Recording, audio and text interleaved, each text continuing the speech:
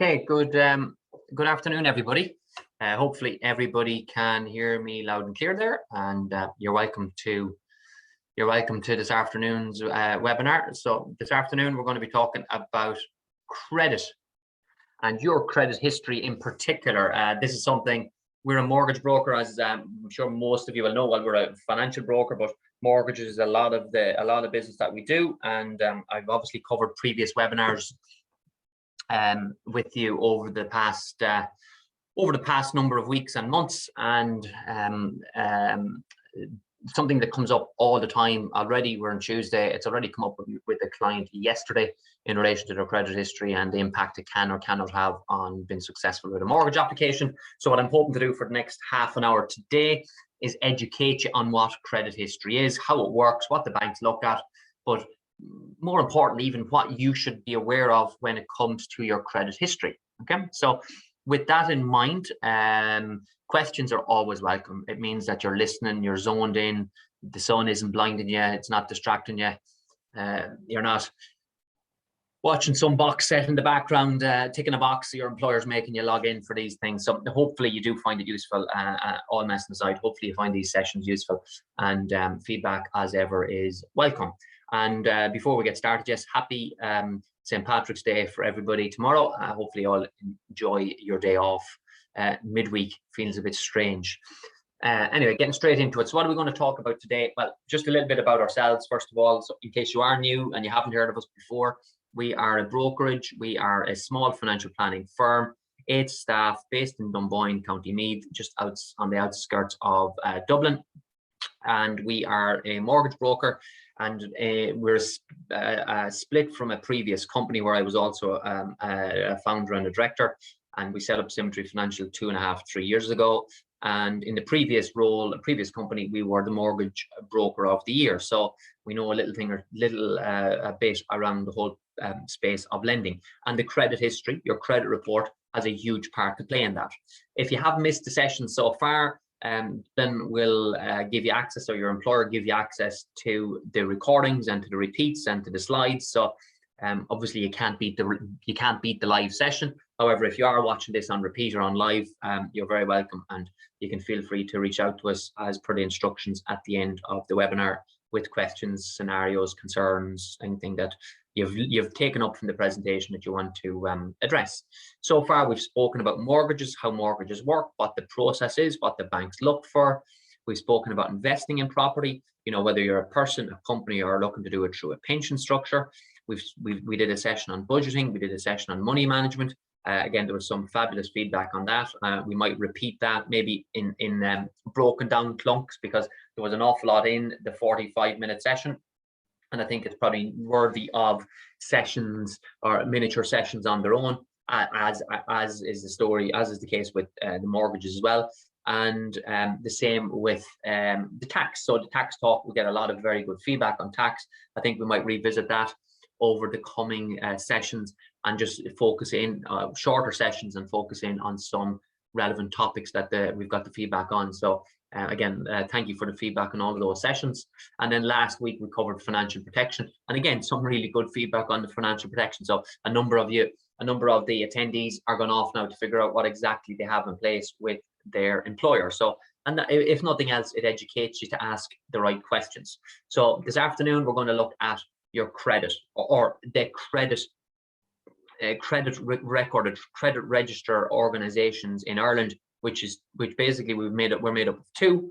We have the Irish Credit Bureau, and we have the CCR, the Central Credit Register. Most people, when you ask them, again, especially if you've been in Ireland a while, you'll all be familiar or will know about the ICB, because you will have heard it been mentioned, or you'll hear it been discussed with friends or family. Not as many people, although it's becoming less and less, are familiar with the CCR, the Central Credit Register. Okay, so we'll talk about both of those. We're going to talk about how the system works and what's relevant and what it means in each case, how you read a report. So I've just shown Dylan, hence why we're delayed there a minute or two at the start, showing him the reports I'm going to take you through. So I'm going to take you through 2 samples, both provided by the agencies themselves. And then you know what I'm going to do? I'm going to show you some real life ones. So what actually is going on a day-to-day. So I have 4 or 5 cases, information redacted. So clients or potential clients of ours where the information is relevant, but then obviously you won't know who the clients are. How it impacts on a mortgage application. So I got the feedback from the bank, so I've included all their guidance in relation to how your credit history impacts on a mortgage application, and you'll see that. And just very briefly then, how it impacts in relation to other jurisdictions. Okay, so getting straight into it. So what is the ICB? Well, basically it's the same as any other country. So if you're new to Ireland, or you're coming from a different jurisdiction, whether it's UK, France, Czech Republic, Australia, or further afield, every country has their own structure for recording your credit history. It's in essence what these things are typically. These things typically are a database, and the database is a record of all the information in relation to a credit agreement or agreements between financial institutions and the borrower. So I'm the borrower, and I have a credit card with AIB, a mortgage with KBC, and a loan with An Post. All of those contracts or credit agreements are with registered financial institutions, and they would all show up on my credit report, or my ICB report. So examples of what will show up, as I've said already: a mortgage, a credit card, a loan, a hire purchase agreement. Overdrafts don't tend to show up on the ICB, but they do show up in the CCR, which I'll talk about in a second.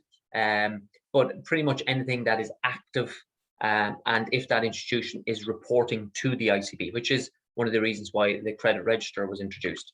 In relation to the ICB, there are 300 institutions that report, or that are registered to report their data. So that means not everybody is, because there's a lot more than 300 institutions operating or with license to operate on the island of Ireland. And the way you read the report, which you're going to see in about 5 minutes, is it works in a 24-month rotation. So when we're looking at a credit report, we're typically looking at the most recent 24 months, or whatever the most recent 24 months pertaining to that loan are.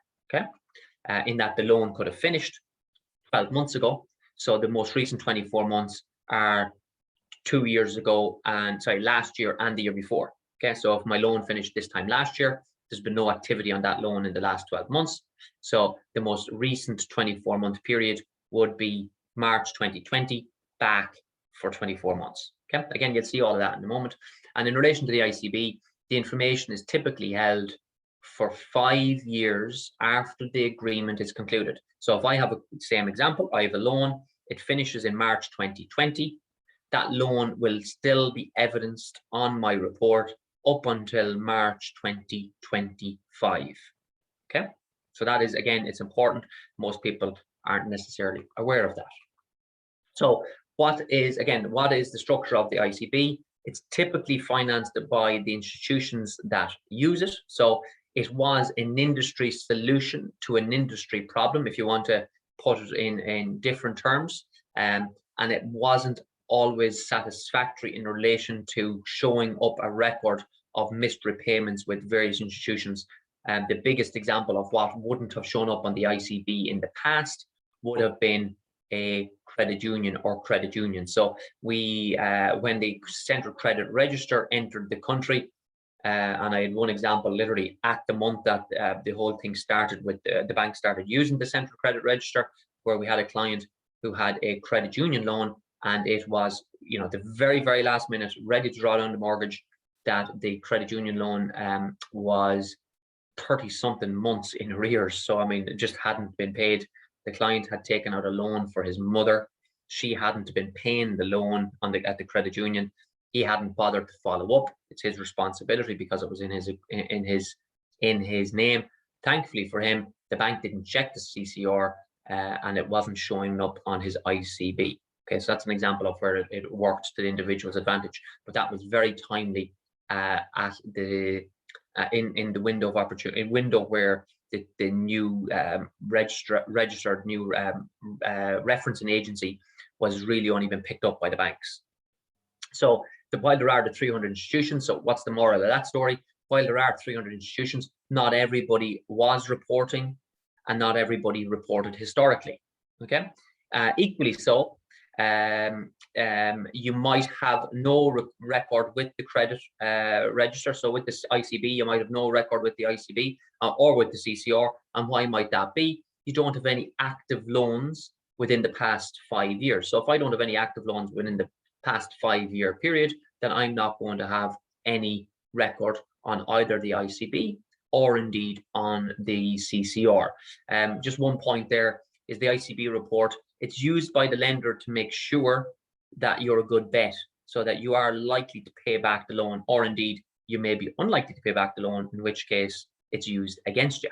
Okay, so it's just relevant that it's important that you understand the difference there.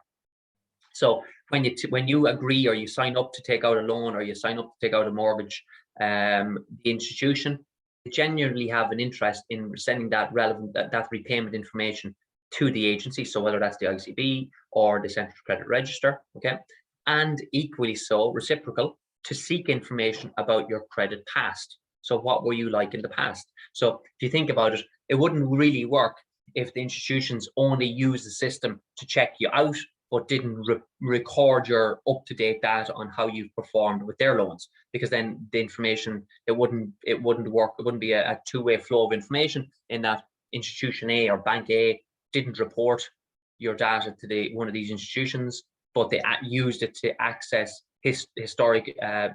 your historic repayment history and credit history.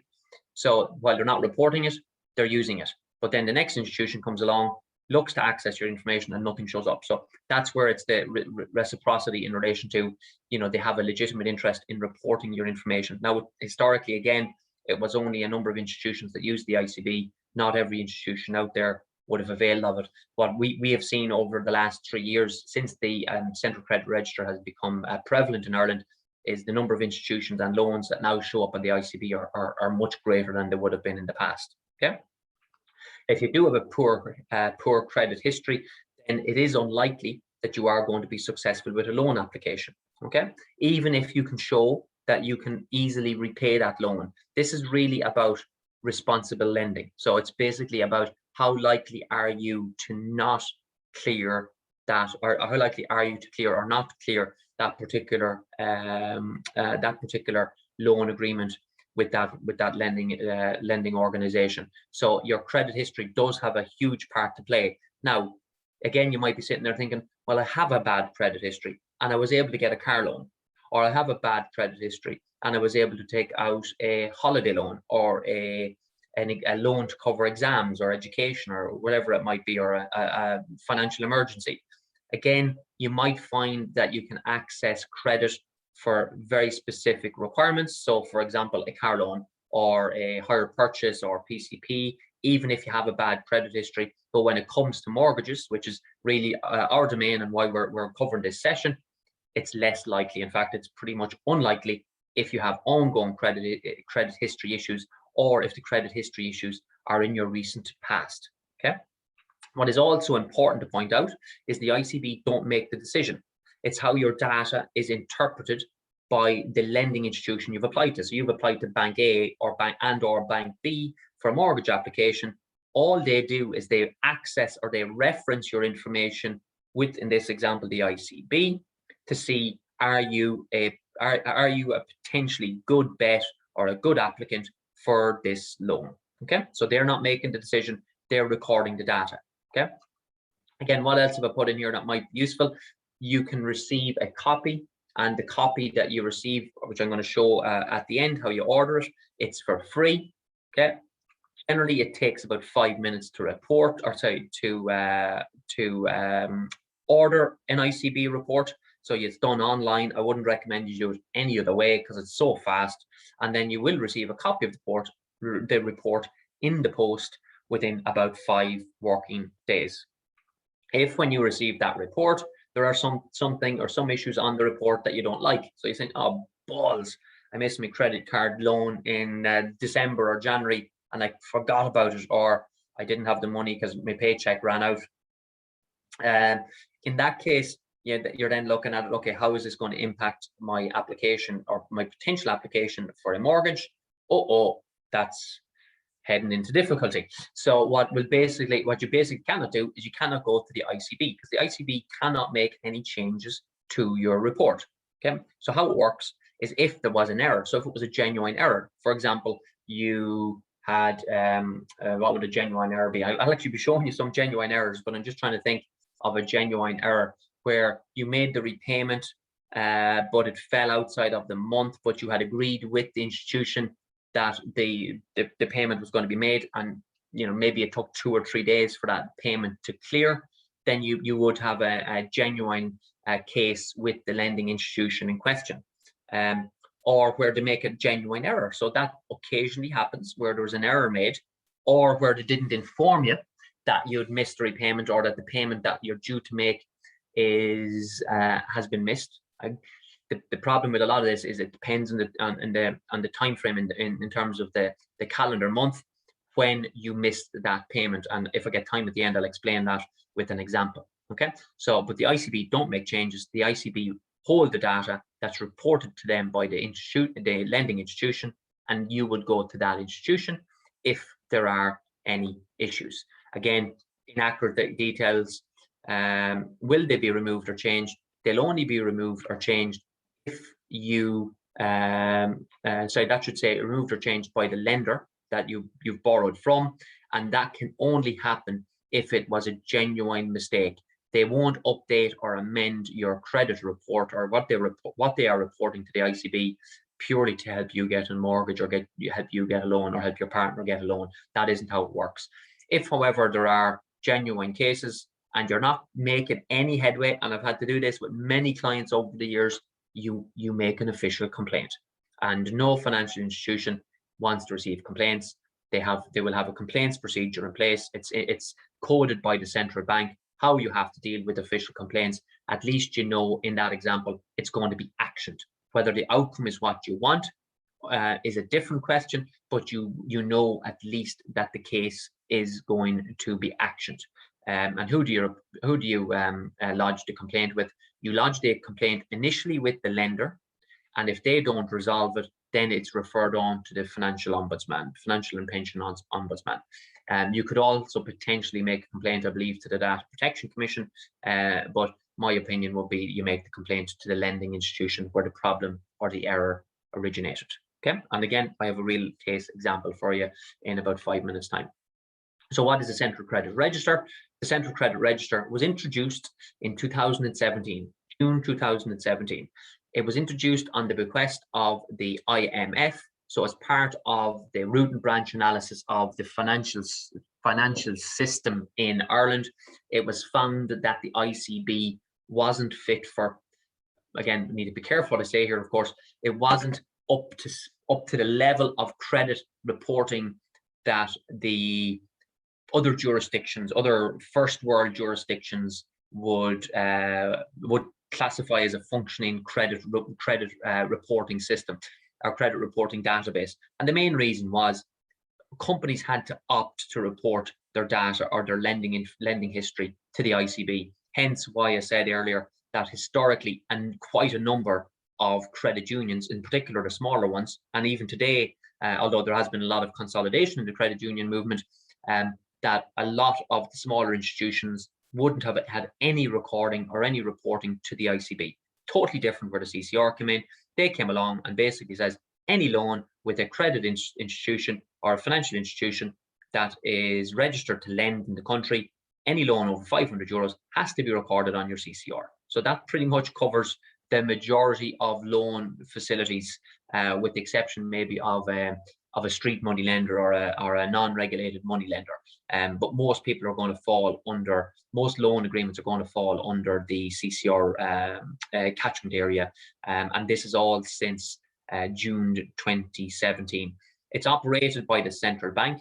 Again, whereas the ICB was, while it's an institution, it was funded by the institutions that reported to the system, to the Bureau, whereas the CCR is a central bank monitored solution. Okay, it's been active since 2017 and it covers all lenders with loans of 500 euros or more. There are they're not over 600, there are almost 600. So if you remember back when I said there was just approximately 300 companies reporting to the ICB, but there are almost 600 companies registered to report loans to the CCR. So there's significantly more reporting in relation to loan history and loan repayments with the CCR than there are with the ICB. And again, it covers all things that you would expect. Mortgages, overdrafts, which overdrafts don't always, I don't believe overdrafts, unless there is litigation or legal proceedings, I don't believe it'll show up on your ICB. I don't think I've ever seen one shown up on the ICB, but an overdraft will show up on your central credit register. PCP finance, asset finance, business loans, in fact, will show up. So again, the business loan can show up under a personal search, or the business loan could show up under a corporate search. So I'm not going to talk to you this afternoon about the corporate searching facility on the CCR, but needless to say, if it is of interest to you, there is a facility there where you can access history on business loans as well. Licensed money lenders, vulture funds via credit servicing firms. Again, not everyone will agree with the introduction or the inflow of vulture funds, which is kind of a historic thing at this stage, into Ireland, where they bought up the bad debt from the various high street banks. But for the vulture funds to remain, they had to operate through a credit servicing firm such as Mars or Pepper. They would be the institution then that's registered, and then the reporting of those loans are recorded with the CCR. And I saw at a recent review with another client where a company called Promotoria, which would have been one of these vulture funds in inverted commas, and they're now registered to report to the CCR, whereas any loans you had with Promotoria wouldn't have shown up even on the ICB, never mind the CCR.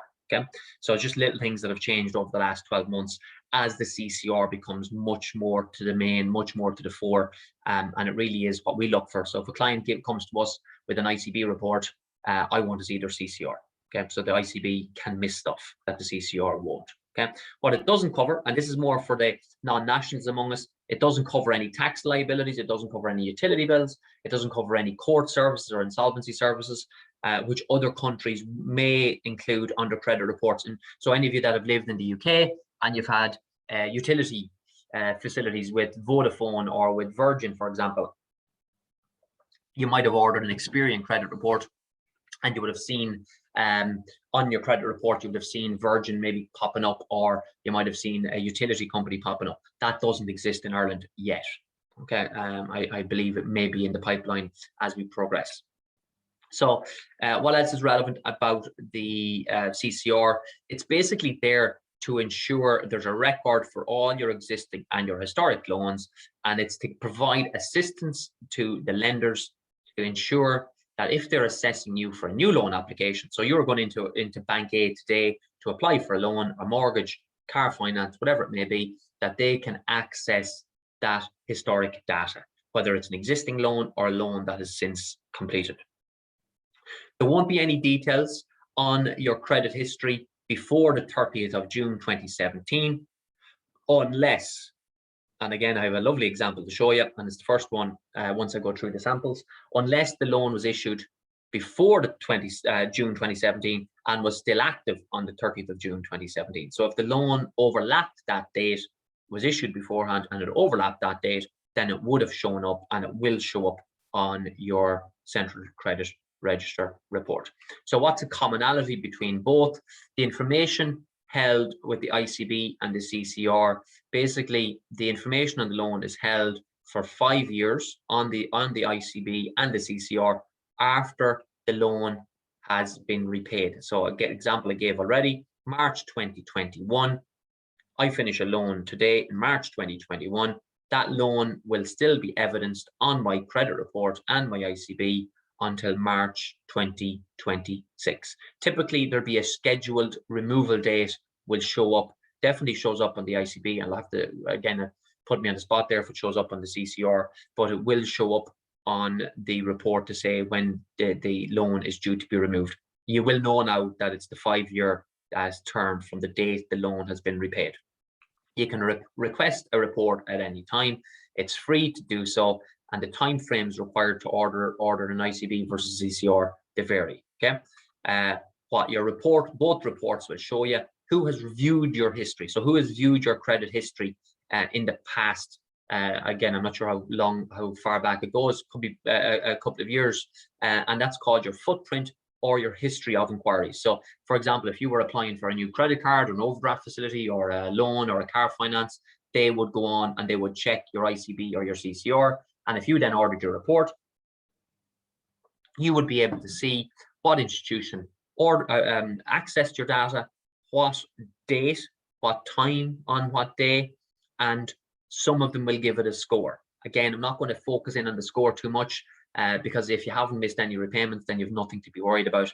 And you can still get a good score even if you have missed repayments. And the reason for that is it's who you're applying to, how they interpret that data in relation to what loan you're looking for. So while one institution might give you a good score on your credit report, it doesn't necessarily mean you're going to be able to qualify for a mortgage. Okay.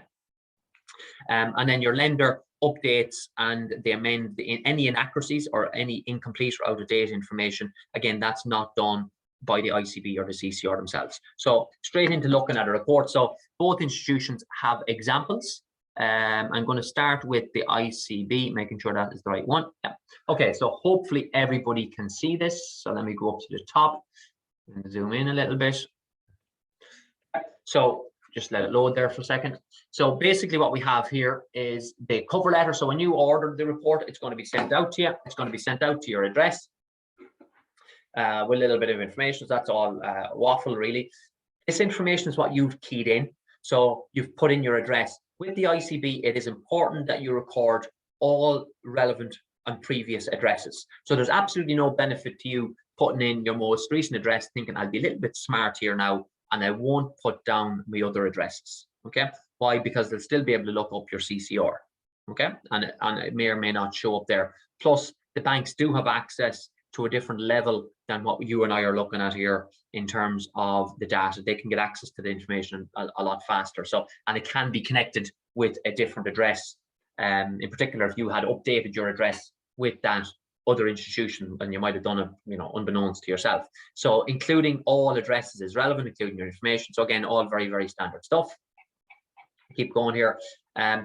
Here is the footprint. So this is what I was saying, the historical inquiries. So in this example here, Joe Blogs, you can see that there was 4 institutions had accessed his data at different time frames, all in this example, all in 2018. It's date stamped and it's time stamped, and then they've given a different credit score there. Again, it's not for today to explain the differences, but CRIF, it's basically an industry standard for credit reporting, and there are different versions of the CRIF score that apply. So in this example, those scores will be quite good, but that doesn't necessarily mean the individual is going to qualify for a mortgage. Okay, so let's drive on and see what they've done. So in fairness to this individual, they had a loan which they took out, a leasing contract, so finance on a car or some form of contract taken out in 2016. So just talking down through what we're looking at here. This removal date hasn't been set yet because the loan is still active. This is as of July 2018. So the balance on the loan was 7,762. This is the payment profile, the payment history. So those ticks. So if you're ordering your report and you see a lot of ticks, happy days. Well done. You're getting a good report. You're getting a good score at work in relation to missed repayments. I'm going to show you that in a second. So it's an individual contract. The loan is paid monthly, and the balance at the moment. So there's nothing really to look at their address there other than the fact that everything is fine. So then we move on to the same data, again, same footprint. Then we're moving on to a hire purchase agreement that this particular individual had. So taken out in 2015, a 37-month, 10,000 hire purchase loan for 37 months. And this is date stamped the 31st of March. So what's happened here is they took out the loan, he or she took out the loan, and then immediately, or Joe did, Joe Blogs in this case, immediately ran into difficulty. So down here you can see what the numbers represent. So pending payments in arrears.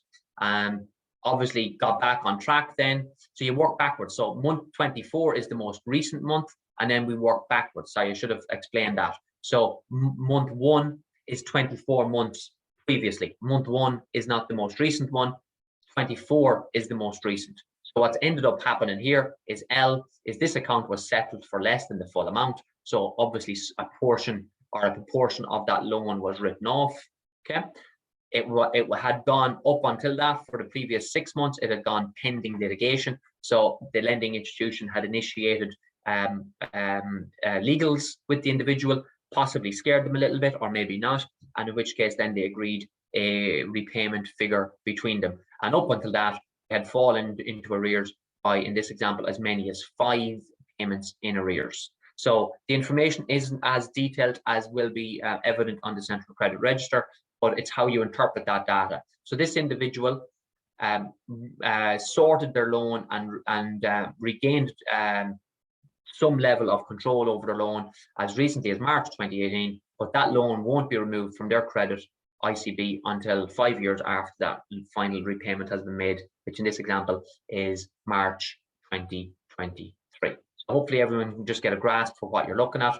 Again, when you order your own, hopefully it's all ticks if there's any loans active and there's no issues. But this is if you obviously fall into a scenario where you've had issues, you can feel free to reach out to us to interpret the statement. Moving on then to the mortgage. So they also have a mortgage. So it's a couple in this example because it's joint. They took out a mortgage in 2013. The date of removal is to be scheduled, but it was a 300-month loan. So they've taken out a mortgage here for 25 years. Repayments are in play, and there's 146,000 euros still outstanding on the loan. It is up to date as of the date of the report. But if we then go back, there was 2 missed repayments as recently as 7 months ago, and then keep going back up to 3 missed repayments as recently as 15 months ago. So what's happening in this example is this individual fell into arrears, got back on track. So in all of those scenarios where we've had issues, they need to be this tick. So if this loan had matured in this example here, so this would be the one loan that has matured. In this example, we need to be 2 years from this date. So in this example, March 2020, so April 2020, this applicant could consider applying for a mortgage if it was just this one discrepancy on the report, subject to what the reason for the arrears were. So what happened here? Why did they fall into arrears? What is their genuine reason? Was the product stolen? Was the product, did they go into and maybe insurance didn't pay out? Was the car written off? Something like, and maybe insurance didn't pay out, or maybe it's ongoing, or it could be a court case, for example. So it can be any story behind it, or if it's a genuine scenario where the individual just couldn't have been asked to pay it because of losing the job, or business maybe going out of business if they're a sole trader, that mightn't work. So it's basically what is the story behind that particular loan. And then in relation to the mortgage, so if it was just this mortgage, they'd need to have 24 months. So basically all these 222s, 1s, 322s will disappear as new ticks, up-to-date payments arrive. So month 24, next month, tick. Following month 24, tick. So what's happening is these payments here, 2221, will move further down the chain. So next month, the 222 will move to month 16, 15, 14. And then the following month 15, 14, 13, until they basically fall off the edge here. If that makes sense for everybody. Okay, that's basically how your credit is recorded and it's reported with the ICB. There's a FAQ at the end explaining a little bit of what I've gone through this morning or this afternoon, and a little bit more information of what I've got, what I'm not going to get a time to go through today. And explaining the different scores. And one question coming in there, don't worry about the score, Val, it's irrelevant in Ireland. It's whether or not, what I'm after showing you there, it's whether or not all payments are up to date within that 24-month period. So the credit report is at the discretion of the institution and which CRIF system they use. So the CCR, for example, doesn't have a score. Okay, so that's the ICB report. And then the CCR report, which is much more detailed, as you will now see. The CCR report. Okay, let me bring that live. So the CCR report is again, so blogs, relevant addresses, has 3 loans in place. Again, institutions are irrelevant, it's just showing you the example. So what's happening here is the most recent loan taken out in 2019, which is a personal loan, 10,000 euros, a 5-year term, payments 270 euros a month. Basically, pretty much off the bat, this individual fell very quickly into arrears on the loan, up to up to the stage where they were 8 months in arrears. What happened there was the lending institution initiated legal proceedings. So you get a letter from their counsel or a solicitor that generally scares people, saying, oh God, okay, I didn't think this was going to happen. They're going to come after me.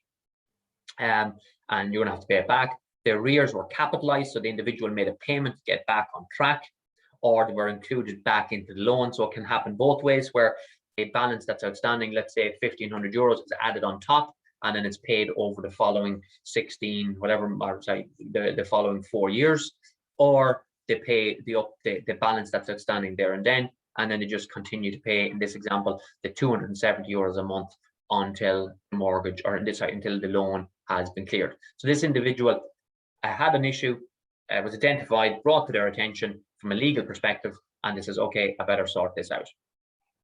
And what else have they done? They have a mortgage. So the mortgage, the reason I've circled it is the mortgage was taken out in 2016, but this individual, you know, if they were paying 3% with Ulster Bank or 4.5% with Bank of Ireland, and KBC are advertising a 2% rate or a 2.3% rate, they couldn't switch because their credit history is now is going to work negatively against them until at least November 2021, when that issue is at least 2 years past the process. So if they keep up their repayments, what ends up happening with this loan is every month it starts going down.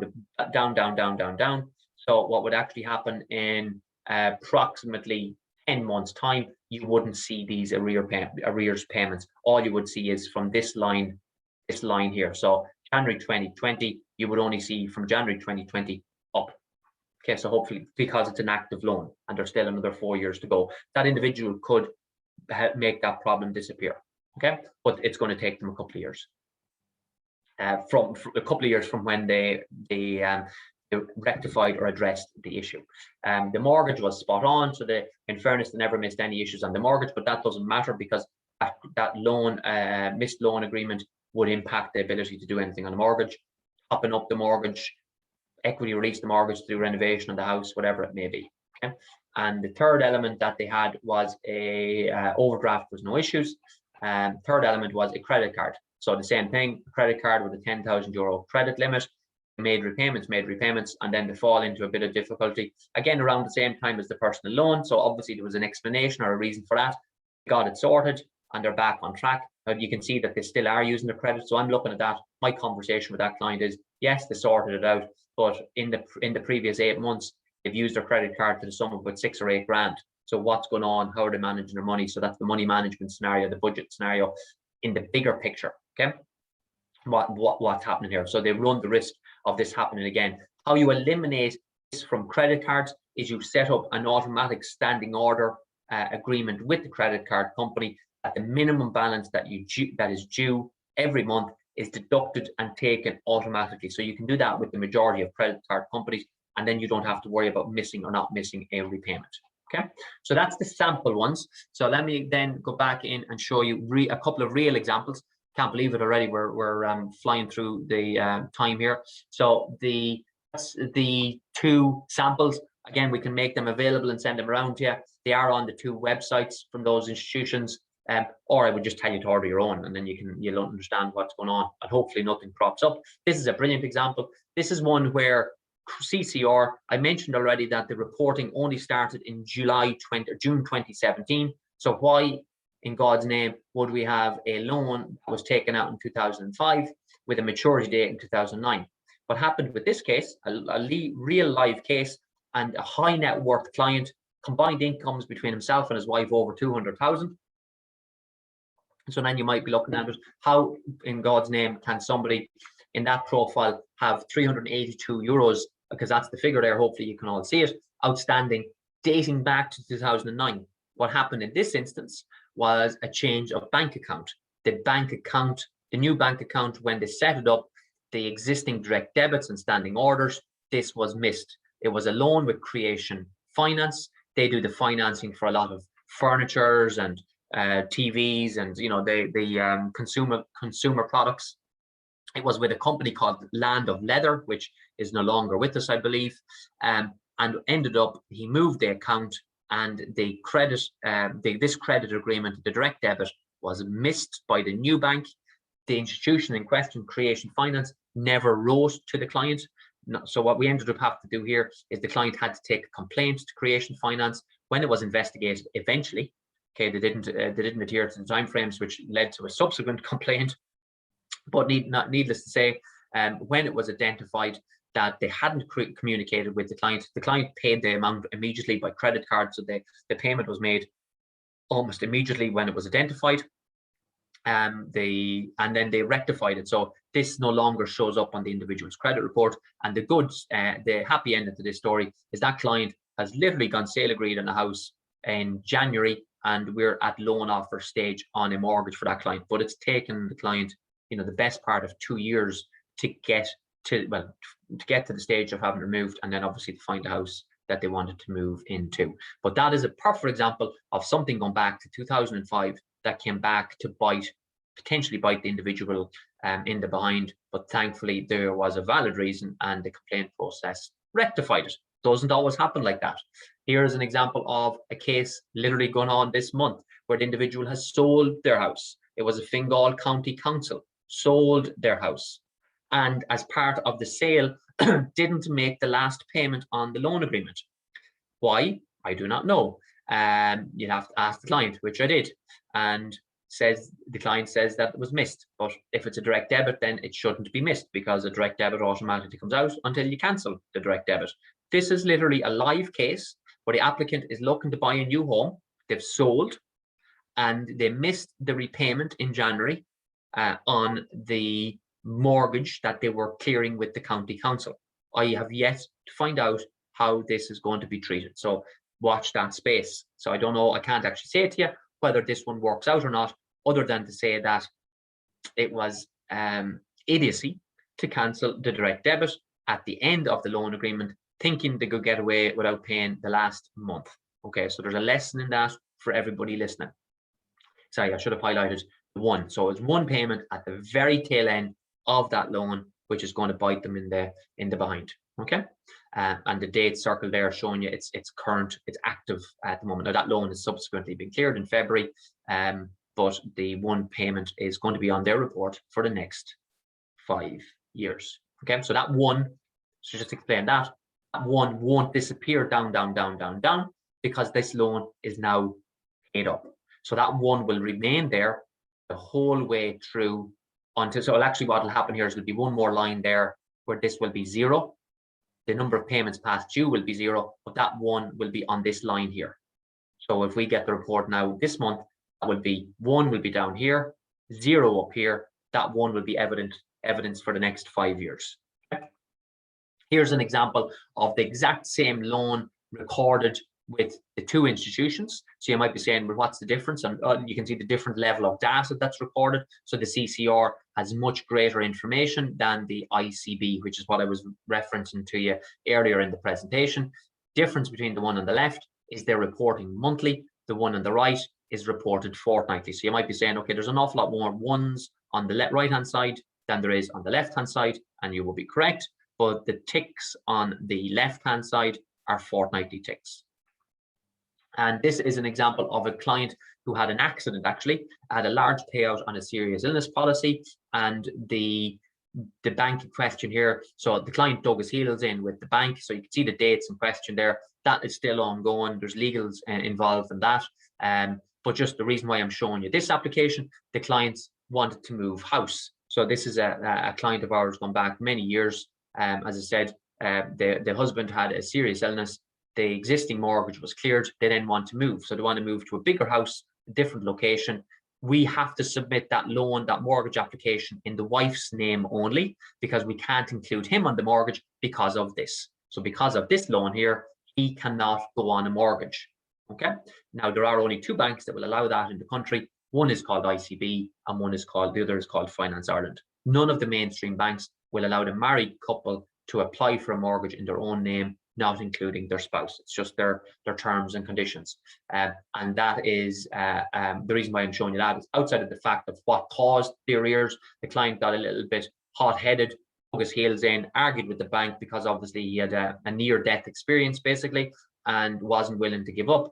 But it isn't working for him at the moment, and that's ongoing. Here's an example of a credit card with another individual. This is the last one, where the credit card was written off. So the credit card was eventually of 3875 was eventually put. So it's not actually, sorry, it's not a credit card. It's Cabot Asset Purchases. What's happened here is they bought that debt from another institution. I digress there. What's happened here is that the loan balance of 3875 was sold to Cabot. Cabot are then managing that loan and how it performs over the remaining period. And you can see there up until March 2019, that loan was written off. But if you look up here, the maturity date on it was 2011. So this has been going on for the best part of 8 years. That will remain on his or her credit report until 2024 because it's now been written off. And he or she would have to explain that as part of any mortgage application as to why they didn't repay that debt. Okay, so if it's not an accepted outcome or accepted answer, then you're not going to get a loan. This was the credit card example, which was revoked. Again, it hasn't disappeared. This is still active.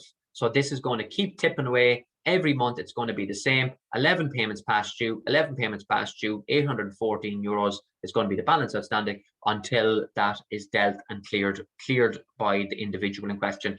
They may be able to get car finance, maybe able to get a credit union loan. It's down to the lending institution, that question, which proves my point, Val. Even if you have a few discrepancies on your credit history, it doesn't mean you can't get finance.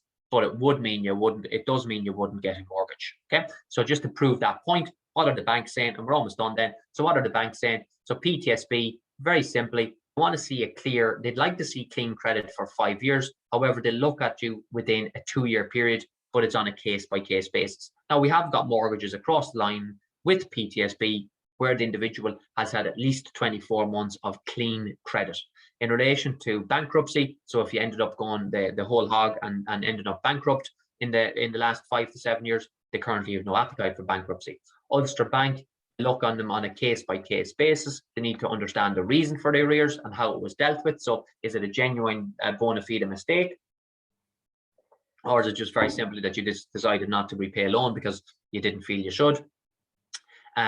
And they're actually happy if there's a minimum of 12 months clean records, again, subject to the overall reasoning and strength of the application. So, if you're 2 strong applicants, big salaries, and the missed repayment was an error on your behalf, or an oversight, you have a chance with Ulster Bank after 12 months. Finance Ireland, you must have clean repayments for 2 years. They actually have a product which they promoted. They were the first bank to come out targeting clients with credit issues in their recent past, and as a result, all the other banks have amended their approach, because 3-4 years ago you wouldn't have had a hope with any of those reports I'm after showing you. So they look at it if your arrears are up to date within 2 years. There's a big mouthful there. You can read it yourself. I'll just summarize it. If you have addressed the arrears, and remember, if you remember back to one of the examples I showed you where the repayments were ticking down the list. So remember, it was 8 missed payments and then it was back on track. And as I said to you, that number 1 to 8 is going to reduce. They will consider it once that has started moving down the credit report, and they'll basically say they'll start the clock from the date the repayments were recommenced. Now, they are saying 2 years, in which case they're not going to see it anyway. So it's a little bit of a misleading point there. But typically 2 years with Finance Ireland and 5 years for bankruptcy. 3 years if a debt had to be settled. So that's basically written off or reduced for paid off but had a reduced balance. So in that example, it's 3 years. So very, very clearly defined rules. ICS, 24 months, no missed repayments. The issues need to be explained. Bankruptcy is outside of policy. AIB, very similar, 24 months. So you can see a track record here now, 24 months, with the exception of Ulster Bank, there are 12 months, but I'd like to see that getting across the line with them. Plus the fact they're going to be exiting the industry. And then Finance Ireland, sorry, who am I missing there? I must be missing someone. 1, 2, 3, 4, 5. Bank of Ireland. Oh God, I didn't include Bank of Ireland. Actually, it is Bank of Ireland, but I just didn't change it because I know their rules are, if it was a term loan where you had missed repayments, it needs to be in up to date for 12 months. If it's a mortgage, it has to be back on track for 24 months. The reason for it has to be explained, and that would be part of it. And then in terms of bankruptcy, it's 4 to 5 years cleared from official bankruptcy before they'll even consider a case. So what language is coming out in every one of those? Case by case. So the stronger your overall case, savings, financial strength, money management. So if you have issues in relation to debt and you've got it sorted and you're racking up debt on credit cards, that wouldn't be good, as an example. Okay. So how do you order your ICB? Well, I'll deal with the CCR first of all. Basically, we have this guide. We'll send this around, the slides around you. Just follow my steps. It's actually not straightforward on their website when you go on to order it. So we have the link there where you click. You need a copy of your ID, copy of your address, and copy of your PPSN. So utility bill, bank statement, scan your passport or driving license, and a payslip or a revenue social welfare document. Everything has to be uploaded. Opt for email delivery. If you go by post, I don't know when you'll get it. So opt for email delivery. That is important. Everything then has to be scanned in and uploaded onto the My Request section. And you get, so when you order the report, what you end up with is an application form. Here's a redacted example with your details. There'll be a reference number there, and that is what you key in. So where it says here, you click here, you put in your PPS number and the report number. That's the report number. You key in both, and then you upload those 3 documents with the scanned in report. So you basically have it signed on page 2. And with the ICB, we'll wrap it up then. So let me just show you with the ICB. So the ICB is much easier. You log on to the ICB's website, and you basically home, click to apply online. You key in your details. You agree to the terms and conditions. Click next. All they're going to get you to do is confirm your information. So you put in your address. If you've got more than one address, then you add address, add address, add address. So you can add as many as is relevant. You click it, and you click finish, and it'll be out to you by post within 5 days. Credit report, again, if you go on directly, if you don't follow ours, you go to submit a request. Credit report, it's a new report. If that works, start my request. If it loads, that's where our page will bring you in. You click credit report, you click next. You input your details. That will then generate the PDF, which looks like this. You print that out, you sign it, you log back in then to the other section, which is here. If that will load for me, let's see if it will. I'm not sure if it will or not. No, it won't. So you log back onto that section, and then you upload the 4 documents: the signed form, your ID, your proof of address, proof of PPSN, and off you go. And lastly, then, if you've only recently arrived in Ireland, some of the banks are going to request you to order a credit report.